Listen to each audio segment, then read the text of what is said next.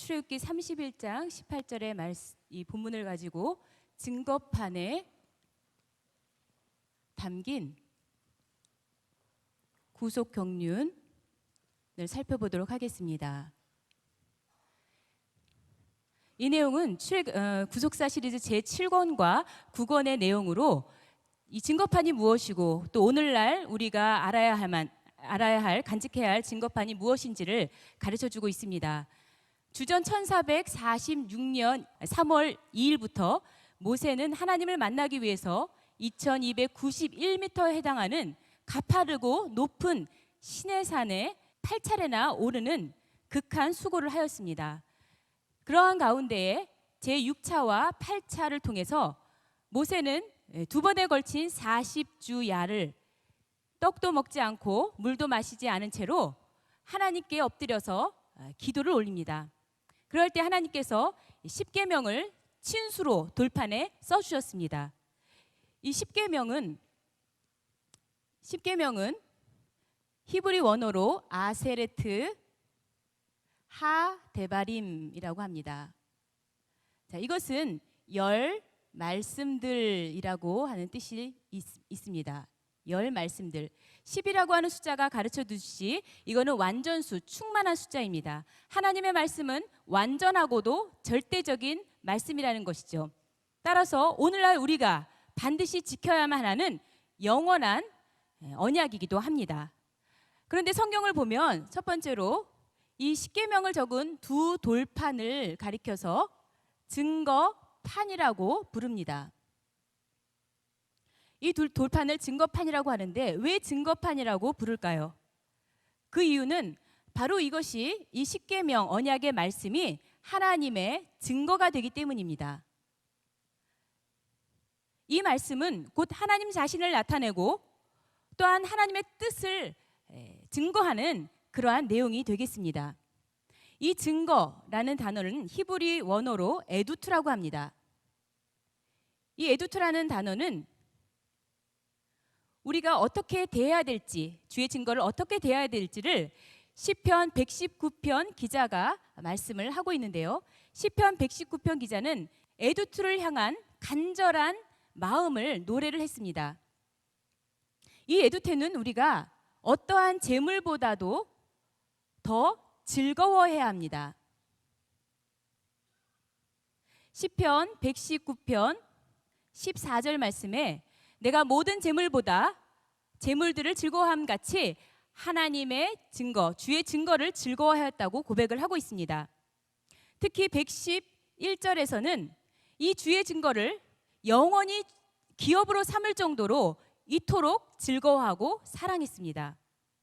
우리도 하나님의 증거, 이 말씀을 이 시편 기자처럼 즐거워해야만 합니다. 또한 에두투는 우리가 밀접하게 가까이 해야 합니다. 시편 기자는 119편 31절에 내가 주의 증거에 밀접하였사오니 라고 고백을 하고 있는데요. 이 밀접하다고 하는 단어는 히브리어로 다바크입니다. 자, 이 다바크는 바짝 따라가다 혹은 붙어 떠나지 않는 그러한 상태를 가리키고 있죠. 시편 기자는 주의 증거를 너무나 사모하여서 바짝 붙어 그 곁에서 떠나지 않았다는 것입니다. 157절 말씀을 보시면 내가 주의 증거에 많은 대적들이 있고 핍박이 있을지라도 주의 증거를 떠나지 않겠나이다 고백을 하고 있습니다.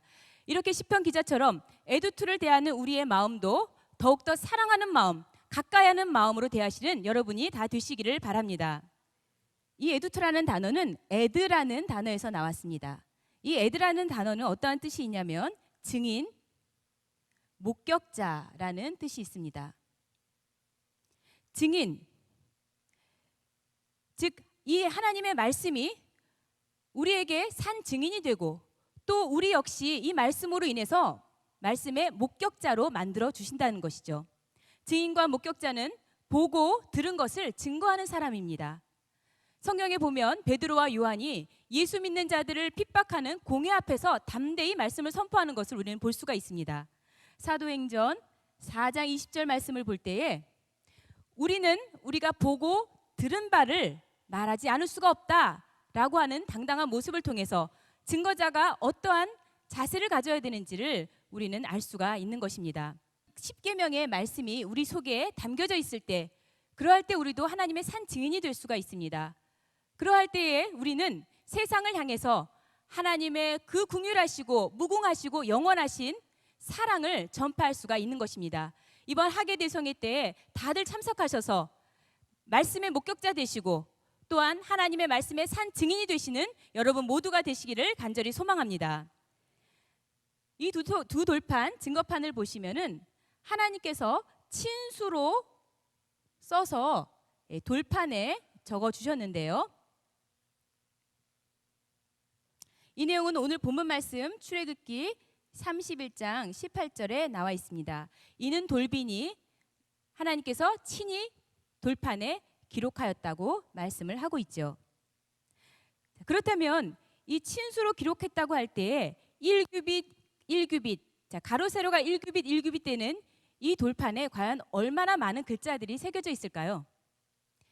히브리서 자음수를 살펴보면 만약 이것이 출애굽기 20장을 기준으로 했을 때에는 579자가 적히게 됩니다. 그리고 신명기 5장을 기준으로 볼 때에는 667자가 기록이 됩니다. 즉 이 십계명은 하나님께서 당신의 백성을 위해서 한자 한자 성심껏 정성껏 우리를 사랑하는 마음으로 적어주신 귀중한 말씀인 것입니다. 이것을 하나님께서 친수로 기록하셨을 뿐만이 아니라 하나님께서 돌판에 쓰셨다고 했는데 이 돌판에 쓰신 이유가 과연 무엇일까요? 돌이라고 하는 것은 종이나 혹은 나무와는 달리 오랫동안 이것이 변치 않고 영구히 보존이 될 수가 있습니다. 따라서 돌판의 새김으로 인해서 하나님께서는 그 말씀이 전혀 손상을 입지 않도록 보존하시는 것입니다. 우리도 역시 세상이 흘러가고 변하고 세월이 흘러간다 할지라도 절대 변하지 않고 영원한 것은 하나님의 말씀밖에 없다는 것을 깨달으셔야 되겠습니다. 따라서 이 말씀을 붙잡고 있는 우리 성도들은 하나님의 구속사가 완성되는 그날까지 이 땅에 영원히 남을 산자가 된다는 것을 또한 믿으시기 바랍니다. 하나님의 말씀 신구약 66권은 절대 무오한 하나님의 말씀입니다. 이 하나님의 말씀은 우리가 반드시 붙잡아야 되는 절대적인 기준이요 또 우리가 붙잡아야 될 생명의 말씀인 것입니다. 자, 이렇게 해서 두 돌판의 증거판인 것을 성경은 말씀하고 있는데 또 우리가 두 번째 살펴볼 것은 이 증거판을 넣은 궤가 있습니다.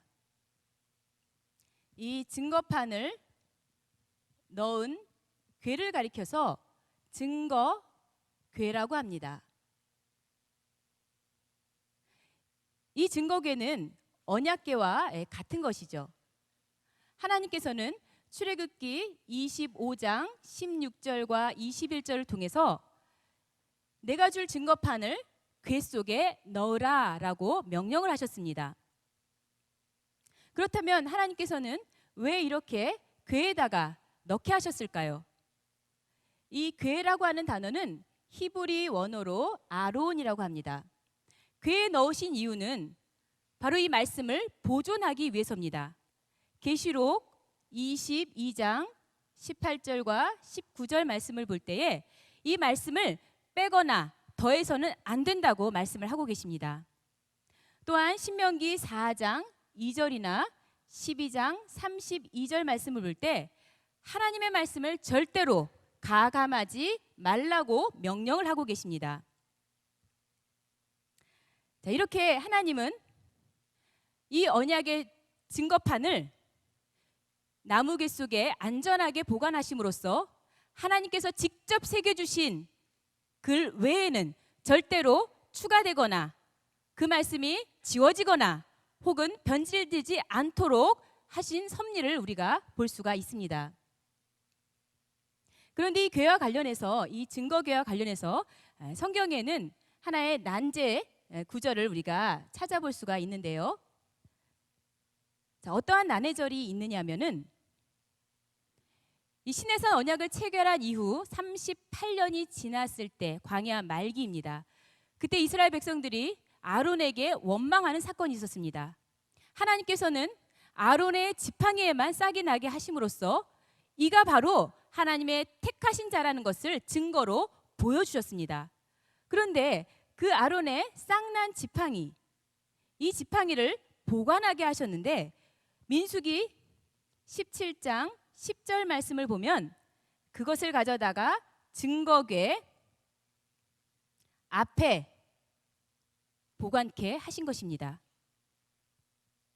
그런데 이 내용은 우리가 히브리서 9장 4절의 말씀과는 모순이 되는 것처럼 보여집니다. 왜냐하면 히브리서의 내용을 볼 것 같으면 만나 담은 항아리, 그리고 두 돌판, 그리고 이 싹난 지팡이는 언약궤 안, 즉 증거궤 안에 놓여 있다고 말씀하고 있기 때문입니다. 자, 증거궤 안에 보관. 과연 이 지팡이의 위치는 증거궤 앞일까요? 아니면 증거궤 아닐까요? 이것은 마치 성경에 오류가 있는 것처럼 느껴지기도 하는데요. 이것이 증거궤라면 증거궤 앞은 바로 여기다 놓는 것이고 증거궤 안은 이 안에 이렇게 들어가는 것이죠. 구속사 시리즈 저자이신 박윤식 목사님께서는 이 내용을 성경 히브리 원어에 입각해서 정확하게 설명을 해주셨습니다.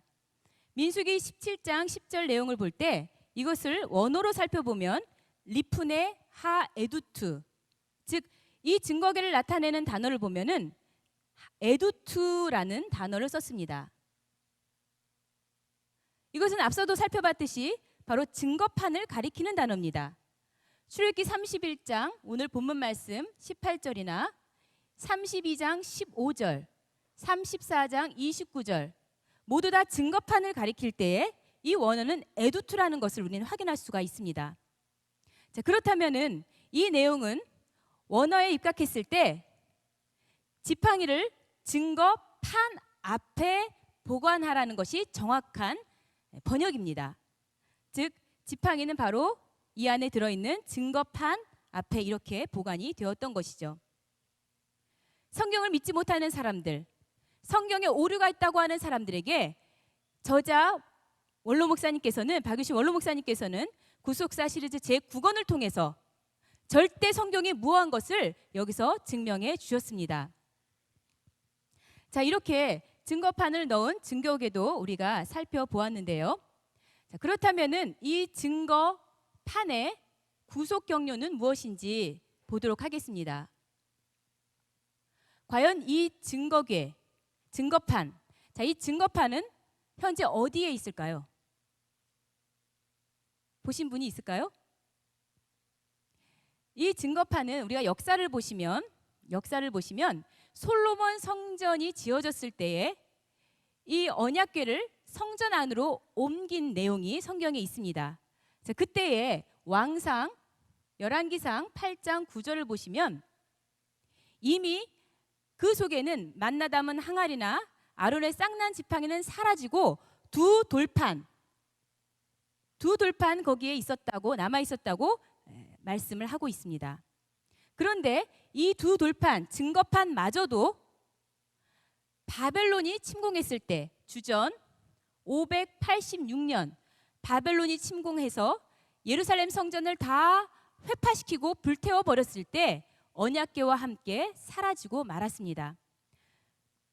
열왕기하 25장 13절에서 17절 말씀을 보시면 바벨론이 전리품으로 가져간 성물들의 그 목록이 자세히 기록이 되어 있는데요. 거기에는 수저라든가 혹은 집게라든가 이러한 사소한 것까지도 다 기록이 되어 있는데 언약궤는 나오지 않고 있습니다. 그 얘기는 이미 이 586년도 주전 586년도에 이미 두 돌판은 사라지고 없는 것입니다. 자, 그렇다면은 이제 하나님을 증거할 하나님의 말씀을 나타낼 증거판이 없다면 무엇이 과연 증거를 할 수가 있을까요? 이 두 돌판은 모세가 처음 받았던 주전 1446년부터 586년까지 이 땅에 860년 동안 존재를 했었습니다. 그렇다면 이제 우리가 간직해야 되고 우리가 소중히 여겨야 할 이 증거판은 과연 무엇일까요? 그것은 우리가 증거판할 때 판이라는 단어를 통해서 살펴볼 수가 있겠습니다. 이 판이라는 단어는 히브리어로 루아흐입니다. 이 루아흐는 금속 혹은 나무로 만든 판을 나타내는 뜻이지만, 그러나 이것은 마음, 우리의 마음을 나타낼 때 이 마음판도 역시 가리키는 단어가 되겠습니다. 잠언 3장 3절이나 7장 3절 말씀을 보시면 하나님의 법을 마음판에 새기라 라고 명령을 하십니다. 그럴 때에 이 판은 역시 루아흐인 것을 알 수가 있습니다. 하나님이 진정으로 새겨주시기 원하시는 그 말씀의 판, 그것은 바로 보이는 돌판이 아니라 우리의 마음이었던 것입니다.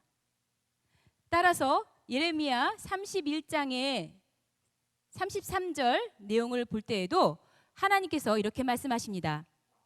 내가 내 법을 그들의 속에 두었고 그들의 마음에 새겼다고 했습니다. 그러할 때에야 내가 너희의 하나님이 되고 너희는 내 백성이 된다라고 간곡히 선포를 하고 계시는 것이죠. 우리 속에 이제는 하나님의 말씀을 새겨야만 합니다. 보이는 돌판은 사라졌지만 이제 신령한 돌판이 되어서 우리의 마음판이 하나님께서 쓰시기 원하시는, 하나님의 말씀을 두시기 원하시는 증거판이 되어야 된다는 내용입니다. 고린도후서 3장 3절에 그리스도의 편지가 나옵니다. 이 그리스도의 편지는 돌비에 새겨진 것이 아닙니다. 이것은 바로 우리의 마음, 신비에 새겼다고 말씀을 하고 있습니다. 하나님께서는 우리들 속에 말씀을 새겨주셔서 이제 우리들이 그것을 증거하기 원하고 계십니다. 이번에 우리가 하계 대성회를 가게 되는데, 하계 대성에 가셔서 여러분 각자가 모세가 마치 돌판을 깎아서 준비하듯이 여러분도 각자의 마음, 은혜 받을 그 마음판을 준비해 가시기 바랍니다. 그리고 그곳에서 하나님이 새겨주시는 그 언약의 말씀들을 다 받아오시기 바랍니다. 여러분이 그냥 시간만 채우고 내가 여기 왔다 하는 그 안위감과 또 그 마음의 위로를 받지 마시고, 이번에는 반드시 내 마음에 하나님의 말씀을 새겨와야 되겠구나, 그러한 자세로 여러분이 참석을 하시기 바랍니다. 자, 결론적으로 과연 그럼 우리는 어떻게 증거판의 삶을 살아야 될까요?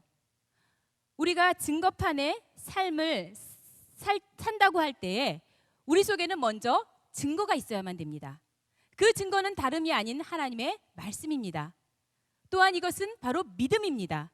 히브리서 11장 1절 말씀에 믿음은 보지 못하는 것들의 증거라고 말씀을 하고 있죠. 하나님의 말씀을 이 마음판에 새긴 그 사람이야말로 히브리서 12장 1절에 증거하고 있다시피 구름같이 허다한 둘러싼 그러한 증인들이 될 수가 있는 것입니다. 또한 증인은 어떻게 해야 됩니까? 외쳐야만 됩니다. 계시록 11장 1절 말씀에 보시면 두 증인이 나오는데, 이 두 증인이 1260일을 예언하리라 라고 기록이 되어 있죠. 이들은 핍박을 두려워하지 않았습니다. 이들은 어떠한 목숨의 위협도 다 각오하고 하나님의 말씀을 외칠 사명자들입니다. 여러분, 생명이 없는 돌판들도 이렇게 하나님의 증거를 외쳤는데 우리가 외치지 않을 수가 있겠습니까? 이제 하나님의 말씀을 우리 속에 새겨서 우리가 힘껏 외쳐야만 할 것입니다. 이번 하계 대성회를 통해서 전무후무한 은혜의 말씀을 쏟아부어 주실 때 이제 그 구속사 말씀을 우리 마음에 새겨서 열방을 향해 나아가야 됩니다. 그러할 때에 그 구속사 말씀을 들은 자마다 모두가 다 심령이 살아나고 그 삶이 변화되고 또한 하나님의 백성으로 모두 인쳐지는 귀한 역사가 있을 줄로 믿습니다. 감사합니다.